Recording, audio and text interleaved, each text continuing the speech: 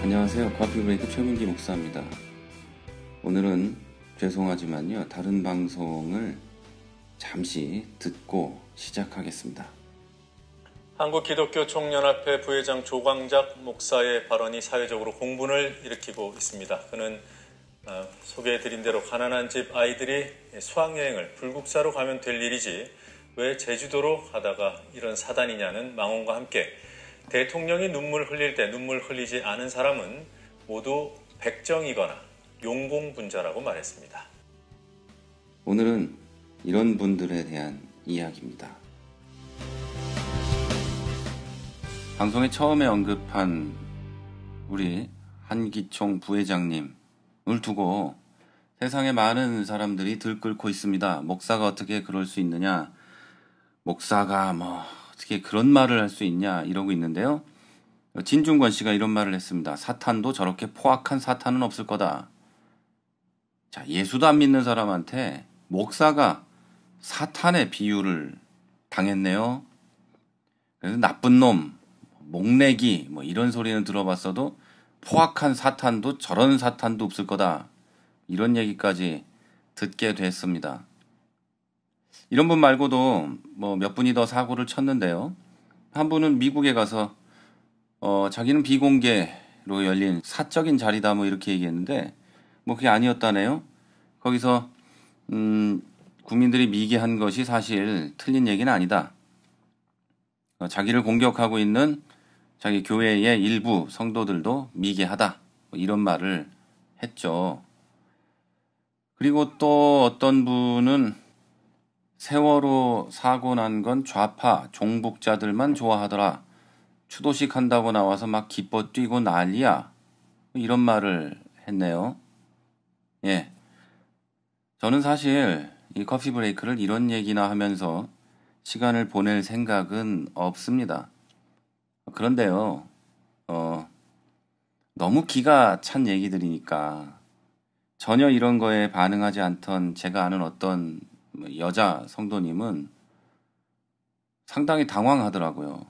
이 세 분 정도 되죠? 이런 분들의 얘기를 듣고 자기도 인터넷 기사로 보고 굉장히 당황했어요. 이런 일이 있을 수 있냐는 거죠. 그런데 이런 일이요, 이런 분들한테만 특별하게 일어나는 게 아니에요.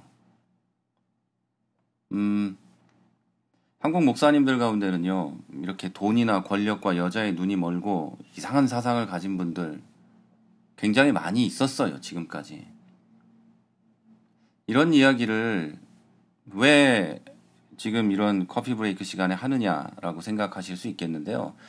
정치 얘기하냐 이럴 수 있겠는데 정치 얘기 아니잖아요. 우리 교회들의 얘기고 우리 기독교에 대한 얘기고 그리스도인들에 대한 얘기잖아요. 성경적으로 봤을 때 모든 교회가 예수 그리스도 안에서 하나라고 본다면 이분들이 참 예수를 믿는 사람이라고 가정한다면 우리의 형제잖아요. 그리고 어쨌든 그 교회에 다니는 사람 중에는 분명히 성도가 있을 것 아닙니까? 그래서 저는 이 일을 남의 일로 보지 않는 거예요. 우리 일이죠. 정치 얘기가 아니고 교계 정치 얘기도 아니고 우리와 우리들 신앙에 대한 얘기, 우리들 형제 자매들에 대한 이야기예요. 이런 분들 교회가 꽤 크거든요. 그리고 또 한 가지 재미있는 공통점은요. 조금 전에 언급한 그분들 가운데 두 분의 교회의 이름이 사랑이라는 말이 들어가요. 교회 이름은 사랑인데 담임 목사한테는 사랑이 없는 거죠. 도대체 무슨 생각으로 그따위 말을 하는지도 모르겠어요. 자, 그런데 말이에요. 이렇게 큰 교회 목사님들이 사고를 치는데 사실 이런 목사님들만 사고 치는 건 아닐 거예요. 작은 교회 목사님들도 굉장한 사고 치고 있습니다. 제가 다 알고 있는 분들만 해도 여러분이 되시는데 그런 교회들의 성도님들의 반응을 보면 또 그 교회가 공식적으로 내놓은 이 해명을 보면 굉장히 재밌어요. 자, 미리 이제 이름들을 다 알고 계시는 그분의 교회에서는요, 뭐라고 얘기했냐면 나이가 많아서 비유를 잘못한 거다. 이렇게 얘기했어요. 나이가 많아서 비유를 잘못할 정도면 설교도 그만하셔야죠. 그렇지 않습니까? 그리고 어떤 돈의 눈먼 교회에서는 돈의 눈먼 목사의 교회에서는 이런 말을 했어요. 목사라서 돈에 대해서 잘 몰라서 그랬다. 웃기지 않습니까? 돈에 대해서 잘 모르는데 부동산 투자에 주식 투자에 별짓을 다 했더만요. 탈세에. 권력의 눈먼 목사 교회에서는요. 하나님의 교회들이 정치에 참여해서 새로운 세상을 만들어야 한다. 이렇게 얘기했어요. 또 여자의 눈먼 목사 교회에서는 할 말이 별로 없으니까 한다는 소리가 그 여자가 신천지다. 이렇게 얘기했죠. 그럼 신천지랑은 나쁜 짓 해도 됩니까? 웃기는 짓이죠. 또 학력에 눈이 멀어서 나쁜 짓을 한 목사 교회에서는 이렇게 말했어요. 밝히지 않고 인용은 했으나 표절은 아니다. 술을 마시긴 했고 운전도 했으나 음주운전은 아니다. 이 말하고 다를 게 뭐가 있겠어요. 지금 이것이 한국교회의 현실이고요. 그래서 거룩이라고는 찾아볼 수 없는 우리들의 현실입니다.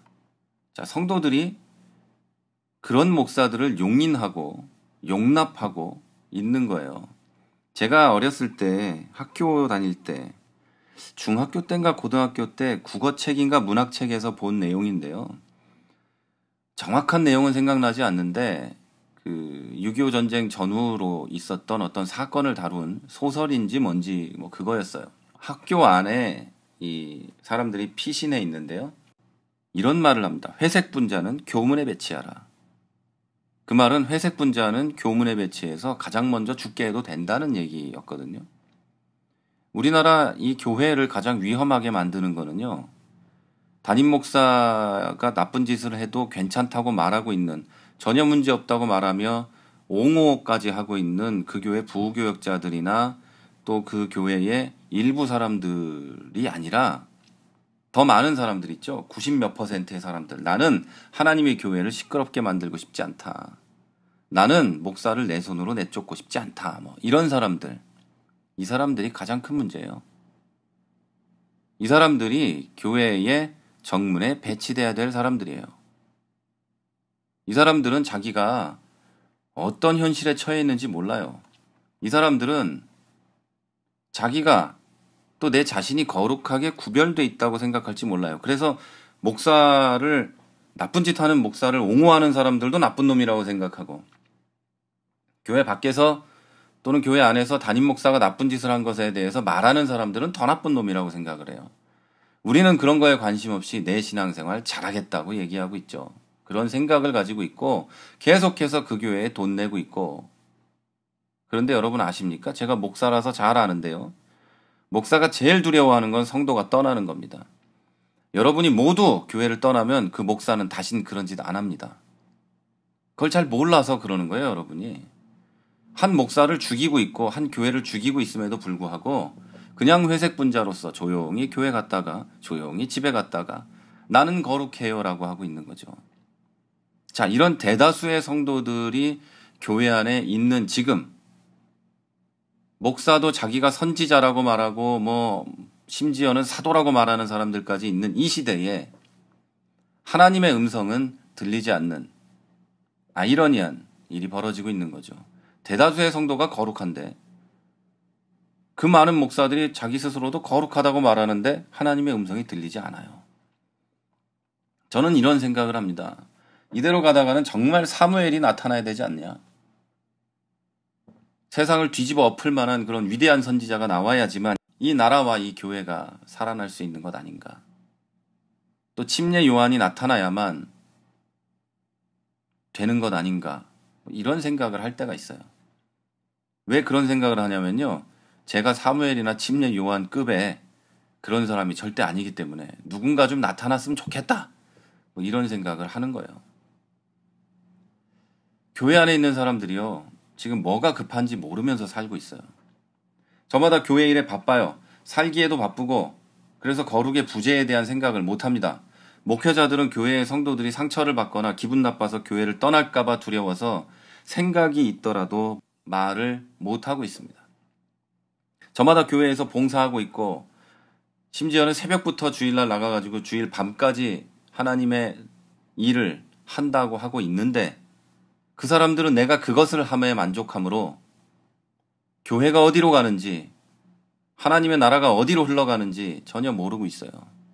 심지어 어떤 교회에는 담임 목사가 가요를 부른 이 청년들에게 너 회계 헌금 내라고 얘기한 거 제가 커피 브레이크 때 얘기했는지 모르겠지만요. 그걸 보고도 가만히 있는 거예요. 면죄부를 팔아먹는데도요. 그냥 뭐 그런가 보다 하는 거죠. 이런 면죄부 같은 것들이 각각의 다른 이름으로 회계 헌금이든 뭐 뭐든 그렇게 등장하고 있는데도 아무런 저항 없이 그걸 받아들여요. 결국 목사 네가 책임질 거고 나는 내 신앙생활하면 된다는 그런 생각인 거죠. 그런데 여러분 잘 알아두셔야 할 것은 하나님과 여러분의 관계는 1대1의 관계지 목사가 중간에 껴있지 않습니다. 분명히 아셔야 돼요. 하나님과 여러분은 목사와 교회를 사이에 두고 있는 게 아니라 여러분과 하나님은 목사고 교회고 관계없이 1대1로 만나고 있어요. 자, 여러분 어떤 사람들은요. 지금의 한국 교회가 역사상 가장 타락한 기독교라고 말합니다. 동의하시는 분도 있고 또 제가 보기에는 틀림없습니다. 그런데 성경에도 그런 시대가 기록돼 있어요. 사무엘상을 읽어보면요. 이상한 제사장 이야기가 나오는데요. 바로 엘리죠. 이 엘리는 사무엘의 어머니 한나가 기도하는 모습을 보고도 술 먹었다고 생각했던 사람이에요. 기도하는 것도 못 알아본 거죠. 웬만한 목사들도 술 먹은 건지 기도하는 건지는 알아보잖아요. 그것도 몰랐던 사람이죠. 그런데 이 엘리에게 아들이 있었어요. 엘리의 아들들도 대대로 이어서 또 하나님을 섬겼을 텐데요. 행실이 나빠서 여호와를 알지도 못했다고 성경이 말해요. 자, 지금 이 시대에 행실이 나빠서 하나님을 알지도 못하는 목사들 얼마나 많이 있습니까? 하나님을 안다면 절대 그런 짓을 안 할 것 같은 인간들. 하나님을 안다면, 하나님의 마음을 안다면 절대로 그런 말을 할 수 없는 말을 하는 사람들 이 세상에 많이 있죠. 그러니 사람들이 목내기라고 하잖아요. 기레기도 아니고 이제 개독교도 아니고 목사 쓰레기랍니다. 야, 이제 기자님들처럼 우리도 성명서 하나 내야 될 것 같아요. 나 목내기예요. 미안해요. 잘못했어요. 농담이 아니라 진심으로 말씀드리는 거예요. 엘리의 아들들은 하나님께 드릴 제사를 멸시했고 심지어는 회막문에서 수종드는 여인들과 동침하기도 했습니다. 당시에 여인들이 회막에서 성전에서 일했다는 얘기는 안 써 있어요. 성경에. 여기에만 나와요. 성전에서 여자들이 일하지 않았단 말이에요. 그러면 이 여자들은 뭐겠어요? 당시 가나안 땅에 있던 사람들이 하던 풍요의 신에 대한 숭배 의식 가운데 하나인 종교적 매춘 행위를 이 엘리의 아들들이 했던 겁니다. 하나님의 집을 심각하게 더럽히는 짓을 하고 만 거예요. 이렇게 흉악한 자들의 얘기를 들은 그들의 아버지 엘리는 그냥 꾸짖고 말아요. 아무런 제재를 했다는 기록이 없어요. 여러분 어디서 들은 얘기 같지 않아요? 앞서서 얘기한 이상한 목사들에 대한 교회의 반응과 또 엘리 제사장이 아들에 대한 반응이 같지 않아요? 하나님을 두려워했다면 절대 그렇게 하지 않았을 텐데 엘리는 그렇게 했고 지금의 교회들과 교회 안의 목사들과 교회 안의 중직들과 교회가 그렇게 하고 있는 겁니다. 똑같아요. 교회에서 흉악한 짓을 하고 하나님께 드려질 제사를 멸시하며 하나님의 것을 가로채고 하나님께 드려질 것을 억지로 빼앗고 게다가 교회 안에서 종교적 매춘 행위를 하고 이건 실제로 목사들이나 또 교회 안에서 어느 누가 여자들과 그런 짓을 한다는 뜻이 아니고요. 종교적 매춘, 즉 축복이나 또 다른 성공이나 이런 것을 얻기 위해서 하나님이라고 이름은 부르고 있는데 여호와라고 이름은 부르고 예수라고 이름은 부르고 있는데 실제로는 풍요의 신, 물질의 신 만몬에게 내 영혼을 드리는, 내 삶을 드리는 그런 짓을 교회 안에서 하고 있는 거죠. 이게 종교적 매춘이죠. 자, 저는 지금까지 마치 남의 얘기하듯이 얘기했어요. 듣는 분들도 마치 남의 얘기처럼 들었을 거예요. 그러면 이 세상에 사는 그리스도인의 한 사람인 저와 여러분은 괜찮은 사람들일까요? 여러분은 거룩한 성전인 여러분의 교회, 다시 말해서 나 자신, 예수 그리스도를 섬기는 나, 성령이 거하시는 전인 나 더럽히지 않습니까? 내 자신이 종교적 매춘행위를 하고 있지 않습니까? 나의 욕심을 위해서 하나님께 드릴 것을 강제로 빼앗지 않습니까? 여러분의 자녀가 공부를 안 하는 것은 제재를 하지만 하나님께 저지른 일에 대해서는 말만 하지는 않습니까? 또는 말도 안 하는 거 아닌가요? 고3짜리 애가 교회 나가는 것이 그렇게 싫은 여러분은 혹시 아닙니까? 그렇다면 저는 괜찮은 목사일까요? 성도들의 눈치나 보면서 하나님의 말씀을 가감없이 전하지도 않고 있으면서 남용만 하는 그런 사람은 아닐까요? 저는 정말로 하나님만 보고 사는 목사가 맞을까요? 이 모든 것에 대한 답은 저와 여러분 개인, 자기 스스로, 그리고 하나님만 알고 있습니다. 만약에 여러분이 그리고 제가 이 질문에 자신있게 답하지 못한다면 문제가 있는 거겠죠. 이 문제를 해결하는 방법은 딱 하나입니다. 거룩해지는 겁니다. 사무엘은 나실인이었어요. 하나님께 거룩하게 구별된 사람이었어요. 거룩하게 구별된 사무엘에게 하나님이 말씀으로 나타나셨고 이스라엘은 회복의 길로 들어갔어요. 그러면 여러분은 어떻게 하면 거룩하게 될까요? 나실인처럼 머리도 안 기르고 술 안 마시면 될까요? 독주를 입에 대지 않으면 될까요? 성경은 아주 간단한 방법을 얘기해요. 디모데에게 바울이 이렇게 얘기했어요. 하나님의 말씀과 기도로 거룩해진다. 그런데요, 이 말씀의 앞을 보면 이런 얘기가 써 있어요. 후일에 어떤 사람들이 믿음에서 떠나 미혹하는 영과 귀신의 가르침을 따르리라 하셨으니 자기의 양심이 화인을 맞아 외식함으로 거짓말하는 자들이라. 혼인을 금하고 어떤 음식물은 먹지 말라고 할 터이나 음식물은 하나님이 지으신 바니 믿는 자들과 진리를 아는 자들이 감사함으로 받을 것이라. 하나님께서 지으신 모든 것이 선함에 감사함으로 받으면 버릴 것이 없나니. 자, 이 말씀 뒤에 하나님의 말씀과 기도로만 거룩해진다고 써 있어요. 저는 오늘 커피 브레이크에 처음에 유명한 목사님들 얘기를 했습니다. 사실 그들을 비난할 마음도 없었어요. 제 힘과 노력도 아깝고요. 입도 아파요. 그냥 예를 들기 위한 거예요. 그런 자들이 있다. 그런데 혹시 나는 거룩한 척하고 있지만 우리들의 교회 안에 있는 우리는 일반적인 성도들은 대부분이 거룩한 척하고 관심 없는 척하고 있지만 그 자체가 양심의 화인을 맞아서 아무것도 인식하지 못하는 건 아니냐는 거예요. 그 목사들이 일부 그분들이 양심의 화인을 맞아 외식함으로 거짓말을 하고 어떤 음식은 먹지 말라고 하죠. 그런 자들은 믿음에 떠나서 미혹하는 영과 귀신의 가르침을 따른다고 하죠. 그런 가르침을 받고 교회에서 술 마시는 청년들을 비난하고 교회를 못 나오게 만들고 짧은 치마를 입은 여자 청년들을 비난해서 교회를 못 나오게 하고 이러고 있는 건 아니냔 말이에요. 더 중요한 건 그렇게 가르치는 자들 그리고 그런 가르침을 받아서 믿는 자들이 문제가 있는 거예요. 성경은 분명히 그렇게 얘기하고 있어요. 거룩한 것은 오직 말씀과 기도로 이룰 수 있는 겁니다. 그리고 거룩함이란 하나님의 속성이기 때문에 하나님의 모습으로 구별되는 걸 말하는 거예요. 하나님을 닮아가는 거예요. 거룩한 복장은 없는 거고요. 거룩한 머리 모양도 없고 거룩한 말투도 없고 거룩한 음식도 없고 더러운 음식은 더더욱 없는 겁니다. 만약에 술을 마시고 담배를 피우는 것이 심각한 문제고 지옥 갈 죄이거나 큰일 날 일이라면 이 체코나 유럽에 있는 목사님들은 다 큰일 났어야 돼요. 여기 제가 이 지역에 총회를 가잖아요. 맥주 줍니다. 점심 테이블에 맥주가 사람 수별로 와 있어요. 저는 안 먹잖아요. 그럼 목사님들이 얘기해요. 너 왜 안 먹냐? 한국 목사들은 안 먹는다. 그러면 이분들이 얘기해요. 이상하다. 왜 안 먹냐? 그러면서 내 거 주면 좋아합니다. 그럼 이분들은 더러운 자들입니까?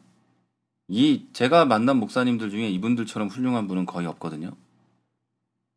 그런데 술 마십니다. 어떤 분은 시가도 피우고요. 더러운 음식은 없습니다. 내가 술, 담배 안 한다고 굉장히 거룩한 척 하지 마십시오. 저는 술, 담배하고 거룩한 분 많이 봤습니다. 자, 내가 전도를 많이 한다고 해도 거룩한 거 아니고요. 내가 설교를 잘한다고 해서 거룩한 것도 아니고, 내가 소위 뜨거운 교회, 큰 교회를 다닌다고 해서 거룩한 것도 아니에요. 거룩해지는 것도 아니라는 거예요. 엘리는 제사장이었고 그 아들들도 그와 같은 일을 했지만 거룩과 거리가 먼 흉악한 인간들이었어요. 하나님의 저주를 받고 죽었죠. 한국 교회는 전 세계에서 유례 없이 급성장했습니다. 하지만 지금은 거룩하고 거리가 멉니다. 한국 교회의 초기에 헌신하시던 그 목사님들의 그 거룩과 이웃에 대한 사랑이 얼마나 그리운지 모릅니다. 거룩은요, 하는 일이나 겉모습으로 나타나는 어떤 현상이 아니에요. 오직 하나님의 말씀을 주야로 묵상하고 그 말씀을 붙잡고 기도함으로 이룰 수 있는 거예요. 교회는 열심히 나가는데 1년 내내 성경을 안 읽는 사람 있잖아요. 절대 거룩해지지 않습니다. 거룩한 것 같이 보이지만 거룩과는 거리가 멀어요. 거룩한 모양 같지만 거룩과는 거리가 멀어요. 성경이 얘기하잖아요. 말씀과 기도로만 되는 거예요. 목회 엉덩이로 하는 겁니다. 앉아서 말씀 읽고 앉아서 기도하며 거룩하게 돼 가는 거예요. 밖에 나가서 돌아다니면서 사람 만나고 밥 먹으면서 목회한다고 생각하지 마십시오. 만약에 여러분의 목사가 너무 자주 여러분을 만난다면, 그래서 아무리 봐도 저 사람은 말씀 준비할 시간도 없는 것 같다면 그 교회 도망치세요. 그 목사 여러분 사랑하지 않습니다. 열심히 일하는 것뿐이에요. 여러분 스스로가 말씀을 읽고 기도하고 거룩한 사람들이 되어가길 바랍니다. 하나님의 거룩은요, 홀리해 보이는 이런 걸 말하는 게 아니에요. 하나님처럼 닮아가서 하나님의 마음을 갖게 되고, 제가 맨 처음에 언급한 그런 사람들과 같이 이웃의 아픔을 돌아보지도 않고 그런 자들이 아니라 이웃의 아픔이 내 눈에 그냥 보이는, 죽어가는 영혼들이 그냥 내 눈에 보여서 안타까워 어쩔 줄 모르는 그런 사람이 되는 거예요. 이게 거룩한 겁니다. 여러분의 가정과 여러분의 다니는 교회가 거룩하게 되려면 여러분 한 명이 거룩하게 돼야 돼요. 한 명이 세상을 바꿀 수 있습니다. 예수님 한 명이 세상을 바꿨고요. 예수님의 제자 몇 명이 온 세상을 바꿨다는 거 기억하십시오. 그래서 여러분 하나하나가 하나님을 닮은 교회가 될 수 있기를 저는 먼 곳에서지만 기도하겠습니다.